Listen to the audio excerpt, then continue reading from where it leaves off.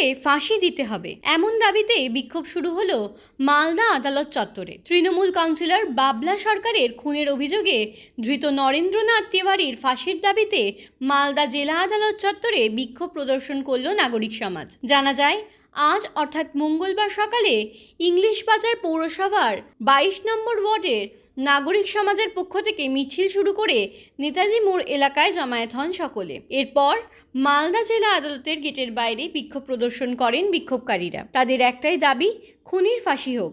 এই মুহূর্তে ঘটনা সংক্রান্ত বিস্তারিত তথ্য তুলে ধরবো আপনাদের সামনে। চত্বরের বাইরে নাগরিক সমাজ আজকে যেভাবে নরেন্দ্রনাথ তিওয়ারি আমাদের প্রিয় নেতা, প্রাণের মানুষ বাবলা সরকারকে খুন করেছে, তার আমরা অবিলম্বে ফাঁসি চাই এবং তার সমস্ত সহযোগীদের ফাঁসি চাই।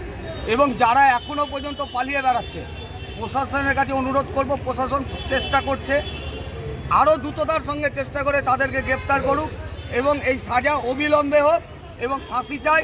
কারণ নরেন্দ্রনাথ তিওয়ারি জেলের মধ্যে থেকে তার পরিবার দিয়ে নাগরিক সমাজে এবং 22 নম্বর ওয়ার্ডে এবং 26 নম্বর ওয়ার্ডের মানুষকে ভয় দেখাচ্ছে, ফোনে থ্রেট করছে।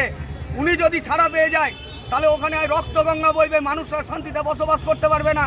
তাই আমরা চাই সেই প্রকৃত দোষী নরেন্দ্রনাথ তিওয়ারিকে অবিলম্বে ফাঁসি দেওয়া হোক।